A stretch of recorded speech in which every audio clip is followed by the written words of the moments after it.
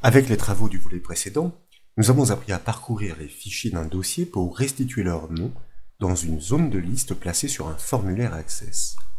Avec ce nouveau volet, nous allons apprendre à accéder à leur contenu respectif. Sur l'exemple illustré à l'écran, l'utilisateur clique sur un bouton matérialisé par l'icône d'un dossier. Dans la boîte de dialogue qui suit, il désigne un dossier du disque, par exemple ce sous-dossier du téléchargement, et valide par le bouton OK de la boîte de dialogue. Tous les noms des fichiers texte présents dans ce dossier sont alors restitués dans une zone de liste comme vous pouvez le voir, donc placée sur la gauche du bouton. Il définit un système d'encodage grâce à une case d'options, puis il clique sur l'un des noms de fichiers. Et aussitôt, comme vous pouvez l'apprécier, son contenu est intégralement restitué dans une zone de texte multiligne sur la gauche du formulaire Access. Pour démontrer le cas, nous suggérons d'appuyer l'étude sur les travaux du volet précédent.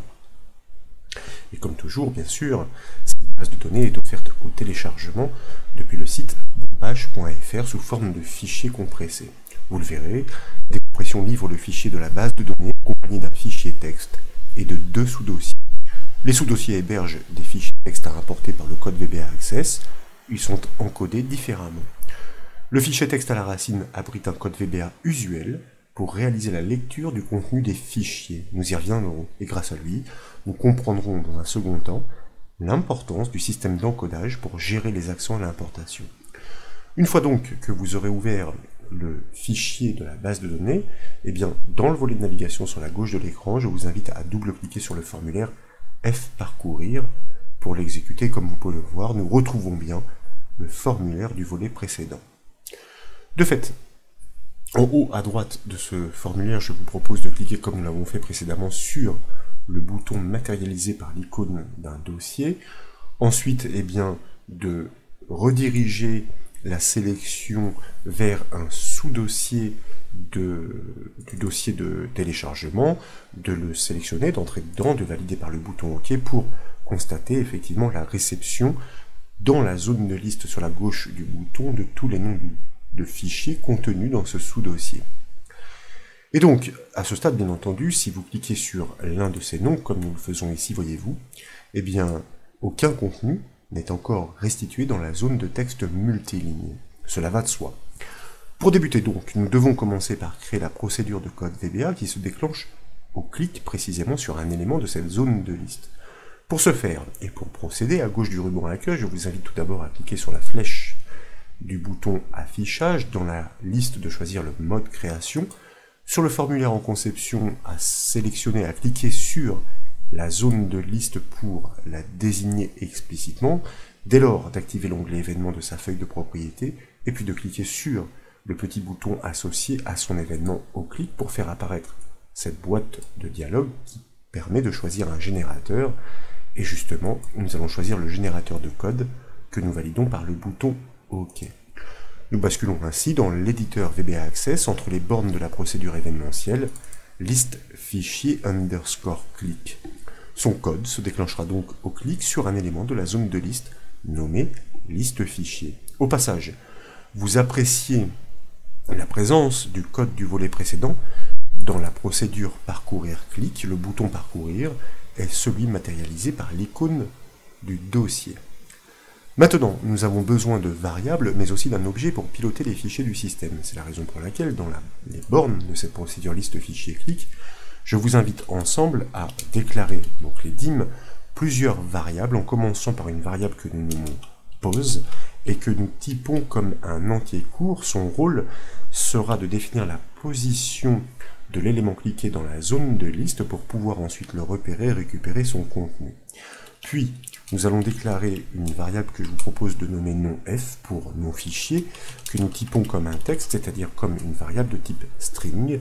Elle doit permettre effectivement par rapport à ce nom de fichier récupéré, ensuite de l'assembler au chemin d'accès dans une variable que nous nommons fichier, que nous typons elle aussi bien sûr comme un texte as string. Ensuite, je vous propose de déclarer une autre variable que nous nommons texte, que nous typons comme un texte. Eh bien, son rôle va tout simplement être de récupérer le contenu intégral du fichier auquel nous allons accéder au clic sur son nom dans la zone de liste. Et puis, vous le verrez, le système d'encodage va jouer son rôle. Donc, nous déclarons une variable que nous nommons encode et que nous typons une fois encore comme une variable de type texte. Enfin, nous avons besoin d'une dernière variable qui est une variable objet qui prendra son type au moment de l'instanciation de la classe nécessaire. Nous y reviendrons, c'est la raison pour laquelle nous ne la typons pas encore. Certaines variables peuvent d'ores et déjà être initialisées. C'est la raison pour laquelle, à la suite du code, je vous propose de créer quelques affectations. Nous allons tout d'abord pointer sur la zone de texte multiligne qui est reconnue par le nom d'objet contenu. C'est ainsi, nous l'avions constaté dans la formation précédente. Et nous allons la réinitialiser à du vide. Si d'aventure, l'utilisateur clique sur un nom de fichier et restitue son contenu, puis sur un autre, il va restituer un nouveau contenu qui doit remplacer le précédent. Et pour remplacer le précédent, il faut commencer par le supprimer. Ensuite, nous avons besoin de repérer effectivement au clic dans cette zone de liste la position de l'élément, de l'item cliqué. Pour cela, nous allons pointer sur cette zone de liste par son nom et nous allons exploiter tout simplement sa propriété qui se nomme listIndex qui renvoie la position, donc en valeur numérique, de l'élément cliqué dans cette zone de liste. De fait, grâce à cette position, nous allons pouvoir récupérer le contenu de l'élément cliqué dans cette zone de liste qui se nomme liste fichier, mais cette fois, grâce à sa propriété, alors décidément je vois que je me mélange dans les lettres de mon clavier, grâce à sa propriété itemData, en lui passant cette position, c'est-à-dire la donnée de l'élément cliqué. En d'autres termes, nous allons récupérer le nom, donc, ou le texte, si vous voulez, de l'élément cliqué, c'est-à-dire le nom du fichier à importer. Et comme nous avons le nom de ce fichier, nous allons pouvoir reconstituer son chemin d'accès complet grâce à la petite zone de texte qui est horizontale et placée sur la partie supérieure du formulaire, qui a mémorisé, grâce aux travaux précédents, le chemin d'accès jusqu'au dossier cliqué avant de l'ouvrir grâce au bouton parcourir, celui à l'icône du dossier. Nous allons lui associer donc, avec un anti-slash pour rentrer dans le sous-dossier, le nom du fichier, ainsi récupéré après avoir cliqué dessus.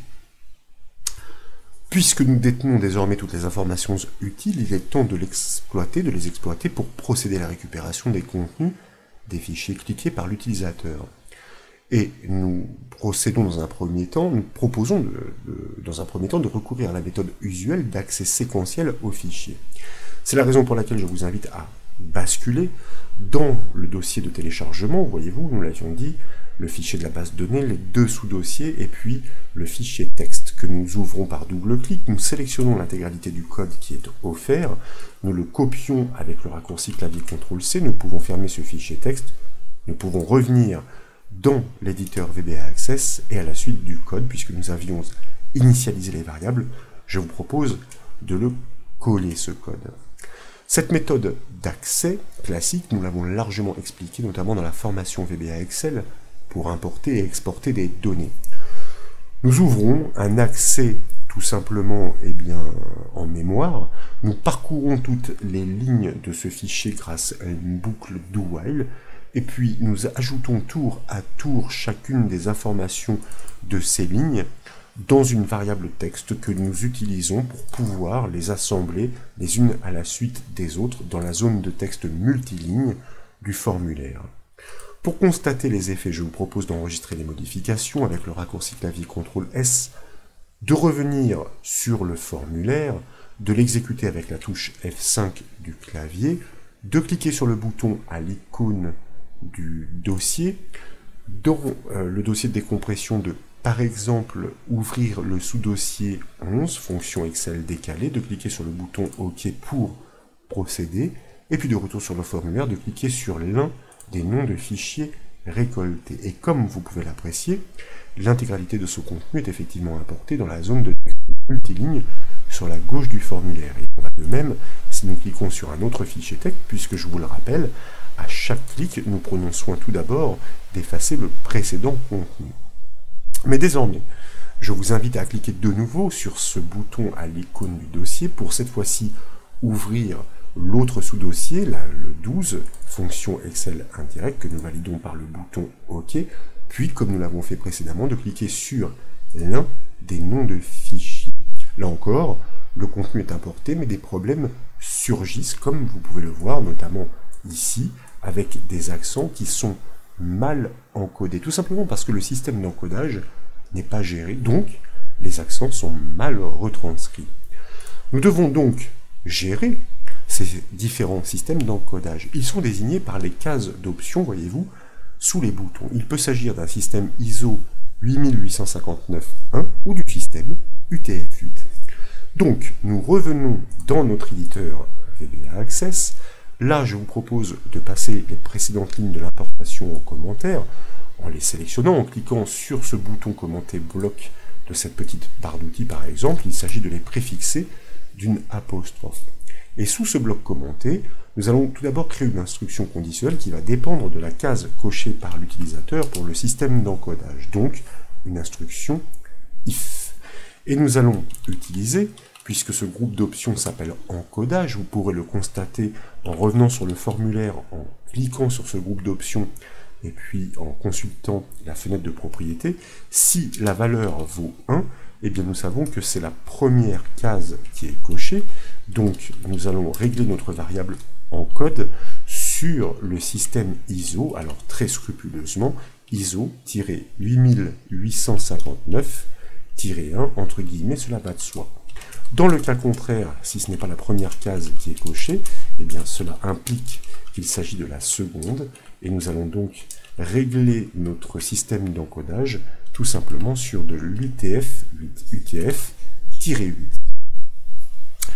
Pour cette gestion, il est maintenant question d'une classe bien précise. C'est la raison pour laquelle, à la suite du code VBA, donc après le NDIF, nous poursuivons. Comme vous le savez, une variable objet s'initialise grâce au mot-clé set. Il est question d'instancier une classe, et pour cela, nous allons faire appel à notre précieuse fonction VBA createObject avec un paramètre très précis qui se nomme addodb, et ensuite .stream pour gérer les flux de ces fichiers auxquels nous souhaitons accéder. À validation, constatez que toutes mes cases que je n'avais pas respectées sont parfaitement corrigées. Et voyez-vous maintenant, cet objet a hérité des propriétés et méthodes de cette classe, et notamment nous avons une propriété qui se nomme charset, donc c'est-à-dire le jeu de caractères, l'encodage si vous préférez, que nous allons régler sur le système d'encodage défini par l'utilisateur par le biais de la variable encode. Ensuite, il est question, bien sûr, grâce à la méthode open, eh bien, d'accéder au contenu de ce fichier ainsi cliqué et de charger son contenu précisément en mémoire grâce à sa méthode load from file. Et comme son nom l'indique, from file, c'est-à-dire charger à partir d'un fichier. Quel est ce fichier? Ce fichier qui est reconnu par la variable fichier, je vous le rappelle, qui mémorise le chemin d'accès complet jusqu'au nom du fichier ainsi cliqué par l'utilisateur. Dès lors, eh bien, dans notre variable texte, nous pouvons stocker l'intégralité du contenu du fichier auquel nous venons d'accéder, grâce, encore une fois, à une méthode héritée par le biais de cette instanciation, qui se nomme readText, qui ne requiert aucun paramètre et qui permet tout bonnement et simplement de récupérer l'intégralité du contenu. Nous n'avons plus qu'à restituer ce contenu intégral dans la zone de texte multiligne. Ce que nous faisons, elle se nomme contenu, value pour accéder à son contenu. Nous lui affectons le contenu complet de ce fichier sur lequel nous avons cliqué.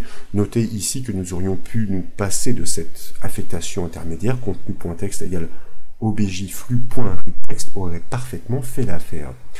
Et comme nous avons fini de procéder et que notre objet n'est plus utilisé, eh bien, comme il est de coutume, et c'est important, nous allons tout simplement le détruire pour libérer la mémoire. Nous le réinitialisons set à la valeur nothing.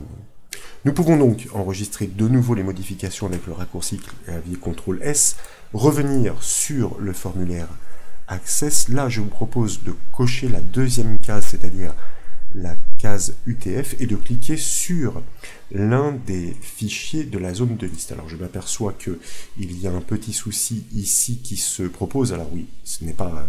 Alors là, voyez-vous, c'est en commentant que j'ai fait cette petite coquille. Je vous prie de bien vouloir me pardonner, bien sûr. Pour une zone de texte d'un formulaire, ce n'est pas la propriété texte, mais la propriété value, ce qui m'a induit en erreur en commentant, c'est l'affectation sur la variable texte. Donc, qu'à cela ne tienne, nous revenons sur notre formulaire, disais-je. Nous cochons la case UTF, nous cliquons sur l'un des fichiers. Cette liste qui n'était pas correctement encodée dans le système standard, constatez que dorénavant, eh bien, il n'y a plus aucun souci sur la transcription des accents, comme c'est le cas ici, avec le mot préfixe ou encore préfixé pour ce deuxième cas. Et si maintenant nous cliquons sur de nouveau le bouton à l'icône du dossier, que nous choisissons le sous-dossier 11 fonction Excel décalé, nous le validons en cliquant sur le bouton OK, nous cliquons sur l'un des fichiers de la liste pour constater que cette fois c'est l'interprétation inverse qui a réalisé, alors que dans cette liste il n'y avait aucun souci. Les accents qui étaient bien transcrits ne le sont plus. Comme vous pouvez le voir, en l'occurrence ici, ce fragment de...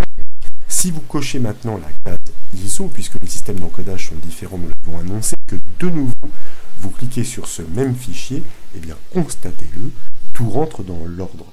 Tout est une question de système d'encodage que nous savons désormais gérer pour procéder à l'importation du contenu des fichiers de type texte. J'espère donc que cette nouvelle astuce VBA Access, qui est une sorte de visionneuse pour les contenus des fichiers externes, vous a plu. Si c'est le cas, comme toujours, je compte sur vous pour mettre un petit j'aime à la vidéo. Et comme vous le savez, vous pouvez retrouver toutes les astuces, mais aussi toutes les formations sur le site bombache.fr. Je vous remercie.